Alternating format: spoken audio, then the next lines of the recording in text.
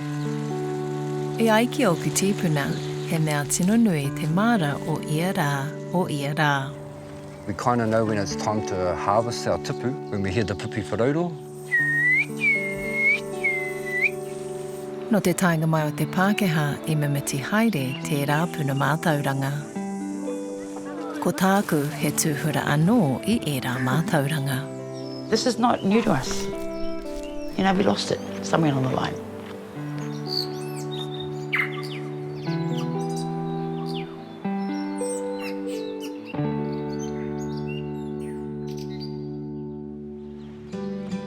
Me pēhea te hono atu ki ngā mātauranga kua pēhea e te tutu. Me pēhea te rō o tēnei haerenga. Ko tai au ki Waikato tani wharau ki Raahui Pookeka, ki te tūtaki I tētai whānau, ko roa nei e manaaki ana I te whenua, e whāngai ana I ngā māra o te wāhine. E ki ana te kōrero ka ngaro te reo I te whakareanga ko tahi, ā ka hoki mai te reo I ngā whakareanga e toru. Ko tā ramarei he wāhi pūmau te māra ki tōna ao, ā ke te tupu tonu tōna māramatanga ki tēnei mea te māra kai. I can't never remember not having a garden. Mum had a beautiful garden. Her and Dad grew our own vegetables. She had the most beautiful gardens, you know, with the puti flowers.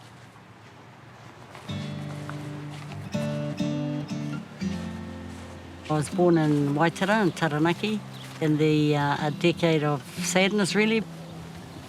We had the upbringing in the church environment, the Catholic Church. I felt personally that it wasn't good to be Māori. Kia ora whaia! Tēnā koe.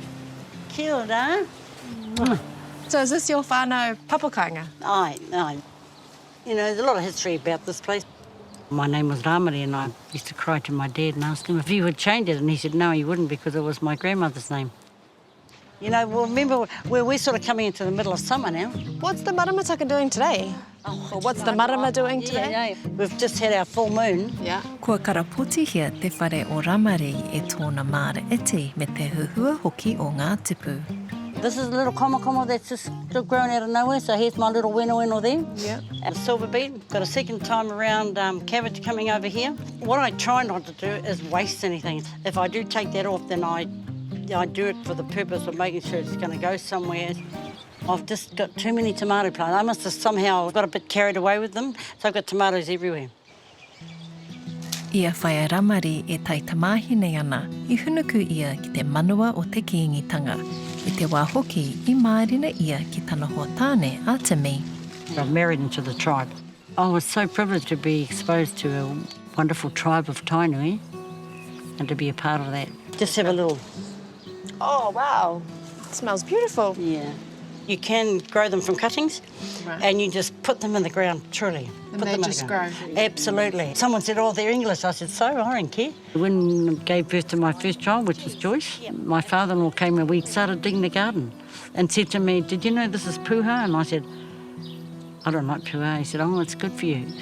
And so I learnt what puha was from him. I love hydrangea. As a kid growing up back at Taranaki, the whole fence was just full up with the hydrangea. But you see, these are dying off.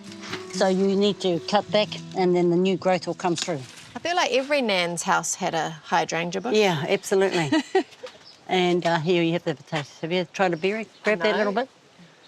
Just have a little taste. Oh, wow. I didn't know that Kawakawa had berries. This is the female. My sister Hannah, who lived in Auckland, married to Sid Jackson.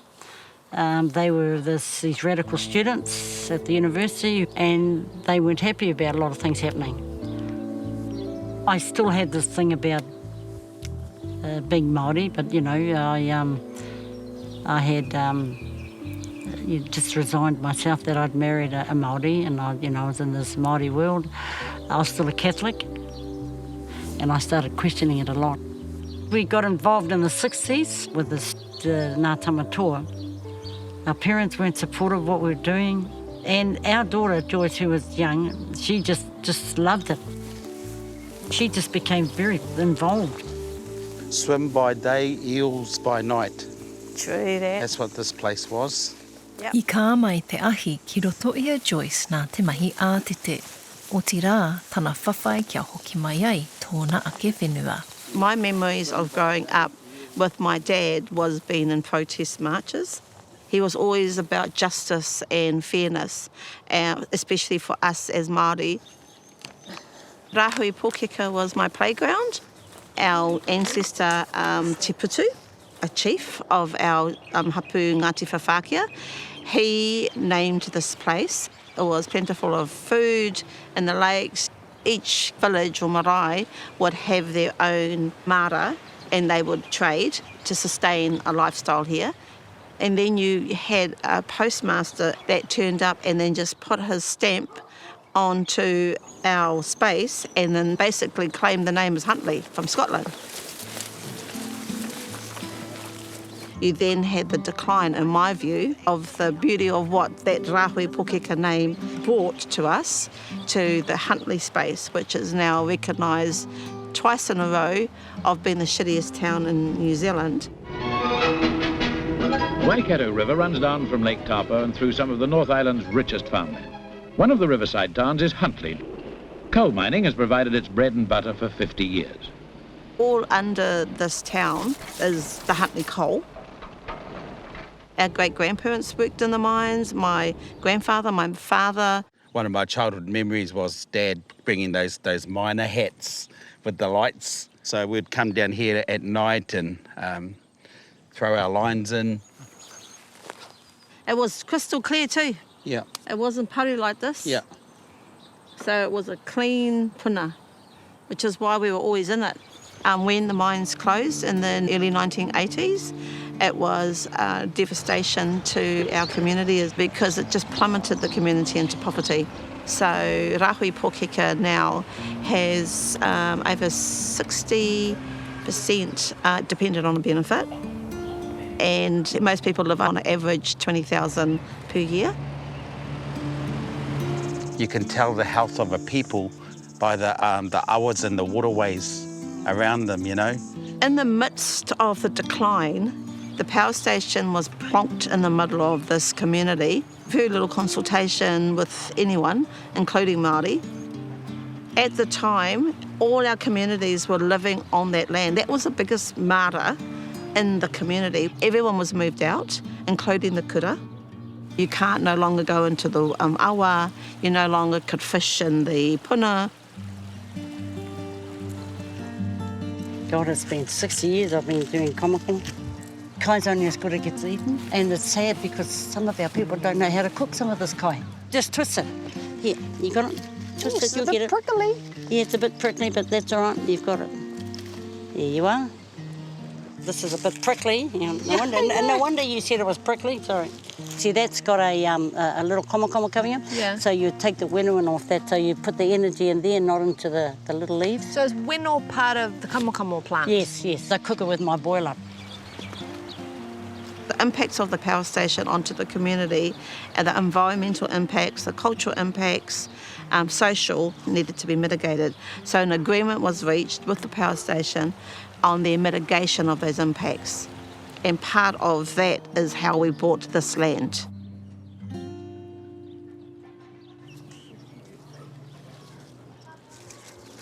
The land came back. We got our own land back. But what were we going to do with it? COVID hit, and we had to think about if this was going to continue to happen, let's make some kai. So essentially, we just got down on our knees, cleared an area and started to dig.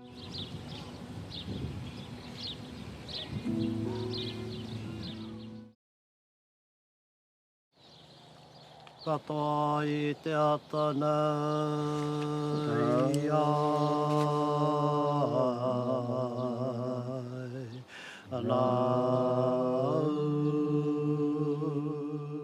Raahui Pookeka, kua whakahokia mai te whenua ki te iwi, he whakamauru I ngā tūkinotanga o te teihana hiko, a kua hurihia hei māra hapori. Me te rua te kaumārima heke te anō he whakawhanaketanga. So we planted these ones in 1 month, those ones in the 2nd month, and then those ones in the 3rd month, so we could harvest slowly. And those ones will be ready in the next few weeks, so we can just take our time as we go and feed our whānau.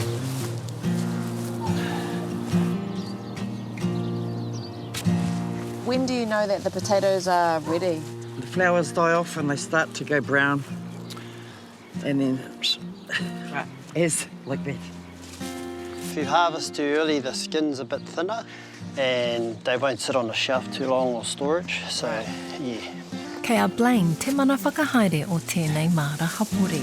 Ka tahi anō ia ka hoki mai I ahitairia. Returning home, I knew I was hungry to learn our reo, hungry to learn our whakapapa, hungry to learn our history. Yeah. And in learning the whakapapa of plants, it connected me back to my grandparents, connected me to the taiao. Is there a time of year that's best to plant potatoes or ka taia I ngā wā katoa? Yeah, te nuinga o te tau, o ngā tau. Engari, he paia ki te raumati, ki te tipu, riwai. But otherwise you can grow all year round. So we planted about 1,500 potatoes in here. Oh, yeah. Roughly 1,500 to 1,800. And per plant you should average about 6 potatoes. So around 12 to 15,000 potatoes will come out of here. You know, there's nothing better than being able to harvest kai from the place where generations before you did exactly the same thing. It gives a different meaning as opposed to buying something off a shelf. Pio kei reira te hononga, eh? Te hononga. Yeah. One step on it. Man, that plant had heaps of potatoes on Yeah, it. it's good to see, just how much it's producing. Okay. After the power station took this place, they tried to use it for biofuel. You can't eat that. Nah. Hey, are they worms getting into this? Or, No, that's been... eh? Oh, that's been dug in? Yeah. Oh. But some of them have got something going into them, eh? Yeah. Oh, this is good. That's a good potato. Are you on quality control Oh, no. firearms? I know that, you know, if they've got little bugs that have got eaten into them, you could eat them early, eh? Because otherwise they're going to rot. Yeah, you know what a good potato looks like. Yeah. Well, if it's, you know, got no blemishes on it and it's got nothing in it, yeah, they're good. And you've done very well here. So we won't go over them. I'll go look for them. Kaore rātou I te ānewanewa I konei, ka tīmata I te ono karaka ki te hauhake riwai, ā ko tahi tonu atu rātou ki ngā kamokamo. Another one. Good for weeds, for seeds, those ones. I learnt you got to pick these off before you store them, otherwise it makes your kamokamo go mouldy. Hey. Right, yes. That's a good harvest, eh? Yes. Lot we can put into our pataka, eh? Aye. Yep, there's some for our seeds. Yep. What's your kind of wawata for this māra? What's the dream with the whenua here? I think for us it's really about being able to continue to feed our community, but to be able to utilise it as part of our puna that we have at the back of this māra. The kingitanga has a lot of what we call pokai, and there's 28 per year. So it would be so cool to be able to provide to those wānanga. The māra was a pōkekatea moment for us, you know, putting a stake in the ground to say, let's get going. Let's make our taiao live again for our purposes. We actually have to manifest what it is that we want to do. If you're not actually working on your whenua, if you're not actually producing kai, then you're doing what? You know, you're sitting in a meeting or you're doing a paper. You're not doing something. So that's part of what this is about, you know? Po taumata's next week. When's Po taumata? The 29th, eh? This Wednesday, yes. We try to go off the maramataka chart as much as we can. I would say 70% of the time, then that 30% of the time we have to flex a bit. Rima tau ki muri I te wā o te noho moho ao. tīmata ria e Joyce me te hapori o Raahui Pookeka, te tara he tīmata whānui. E tautoko nei i te hapori mā te māra, te pātaka kai, me ngā ratonga pērā i te whare noho, te rongoā, me tētahi whare korikori tinana kore utu, e whakamahia nuitia ana e whaia ramari.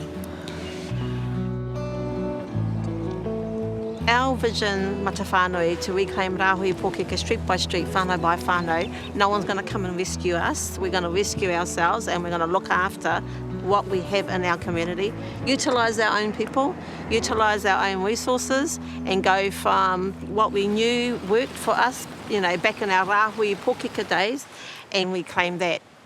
Ko whakatō ngā kākano o te mana motuhake. I nāianei ka te ākina e te reanga hou. Pēnei i te irāmutu a Joyce a Hawaii. We look to the vision of our young people who te reo Māori is their first language. They, you know, live and breathe in their own space of culture. Pa is always there for us, engari, mō tātou. Me noho pūmau ki ngā ahuatanga, I whāngai tia, e a mātou mātua. Kia nei te kōrero bi Māori all day, every day, and so, you know, it's not what we are, but it's who we are.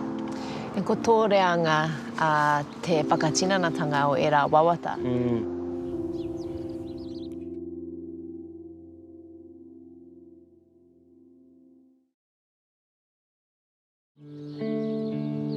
Nā te orokohanga mai o te māra I Raahui Pookeka, e whakahou anō ai tētai atu wāhi mātauranga. So if I got some of this and put that on, That's all natural painkiller. wow. So I would break all these off Yep, yep. and put those into a bag so you can collect the seeds. Oh, yep, yep. Look after those. Yep. And then once the seeds have dried out, I mean, leave it for 6 months or so, Yep. and then you can replant it next year and you just spread it. E hara I te mea ko te kai he kai noiho, engari ko ngā mea katoa ka uru ki te tinana. Ko te ihiihi hou a whaia ramari ko te rongoā. That's amaranth. Kei te whakaākona ia e tōna hoa o tira tana I rāmutu a Caprice. Kei te haere atu a hau kia rātau, ko te tūmanako ka mau au I e taiti whiri rongoā. This is where all the magic happens. I've got about 12 of these at home. I've been saving them, but I don't know what I'm supposed to do with it. That's the seed of the avocado. The avocado seed, Yep, yep. It's good for the heart, lowers blood Yeah, cholesterol, yeah. lowers your heart rate, so it helps the muscles to relax. So all you do is take off the outer shell and you can grate it. There we go, So yep, all yep. of this stuff will go back into my compost. Yep. Definitely tastes interesting. Yeah. Do you want me to grate some more? Yes, please. Just chuck it all in there. I'm an absolute whoreheart to my mate because I'm either texting her and I'm saying, oh, what's this plant? You know, but it's so exciting when I see plants that we've been pulling out for so long. Okay, so vodka, you know, Nate? All the way up to the rim. You obviously hear about all of our traditional rongoā, but not often about all the other things. This is something that so many people will have in their house, and it's so easy to make. Like that is actually really, really mama. Yeah. So 1, 2, 3, 4, 5, 6. 2nd of March is when it's ready to use for medicine. Teaching others how to do the same rather than paying for their products is our end goal. Not for you to have to pay for it, but to learn how to make it sustainable, so that our bukapuna in the future can utilise it. Because, you know, we lost it somewhere along the line, right? Yeah, it's that passing down of the mapa. Yeah. This is not new to us. This is all something our grandparents taught us. Most of it my grandmother taught us, go get a plaster with kokowa. You know, go get a toilet paper, which was dock leaf. Yeah. It's So, the same as my koro. Yeah, bringing all that back. Yeah. Ko puta I te taone nui, tētahi o ngā rangatahi e kōkiri ana I te haerenga I Huntly ki Raahui Pookeka. Anyway, how you been, my darling? Good? Ko hana rāwhiti Māipi Clark, te irāmutu a Joyce, a he mokopuna hoki nā whaia ramari. Koe nei te whenua I kanoho ai tōku whānau. So this is the winoan one. Pātata atu ki tōku kura, te whare kura o rākau manga wai hoki a ngoku marae te o haki me wāhi pā. I tipu ake koe ki konei ne? Ai, tipu ake. Mātou kōku kaihana ki tēnei whenua.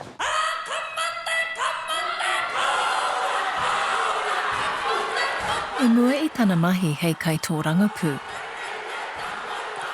He kai mahi māra ahana.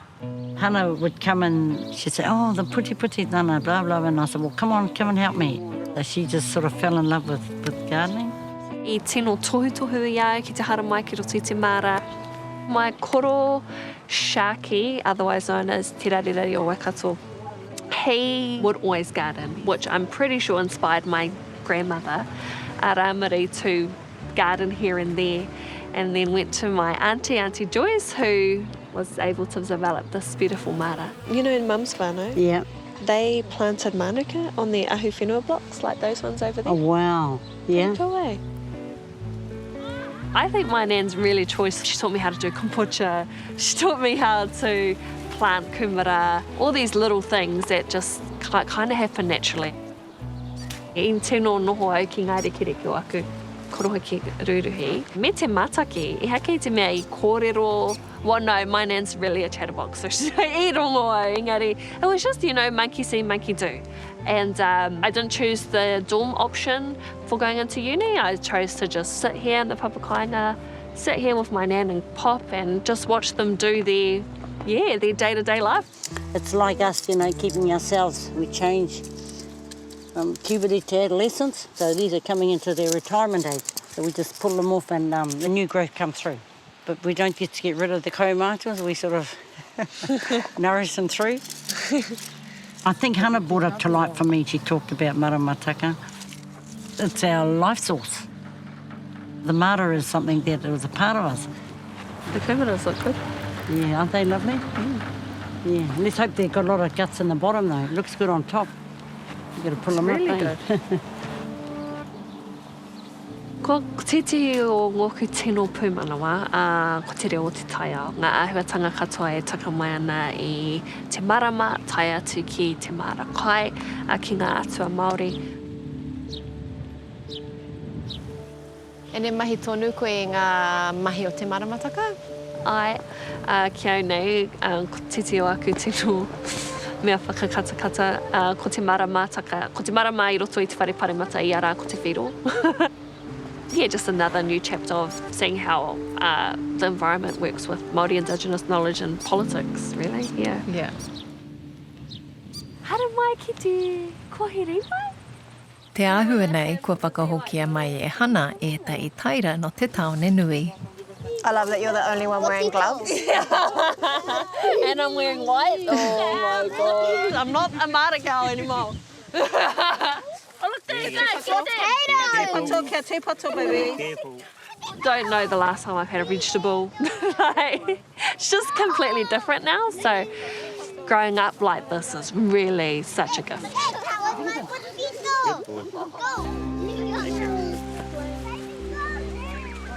Hannah's journey into maramataka was intense before she went into Parliament.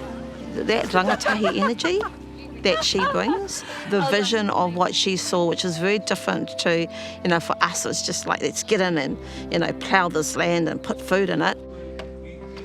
What we're really lucky with in this community is that you've now got two young women, our koe ngā waihonoi te pō, Te Ariki Nui, and her leadership in the kingitanga is something that is just so exciting for us as a community to witness and to know that together they will support each other. Heaps of butter, heaps of salt. Yeah. Bob's your uncle. Yeah, the butter is the key. And so this comes from your mara? Yep. Yeah. Hey, and is the stuff in this boiler from your mara too? Yes, the cabbages, yep. This is Eva Rickard's and mokopuna. Yes. That's a boiler. Yep, that's it. I'm so interested in this weno. Is it like a puha? Like, I guess you can use it as like a puha alternative. It's a little bit weird, but it's like a little bit furry. Yeah, I mean, I didn't want to say,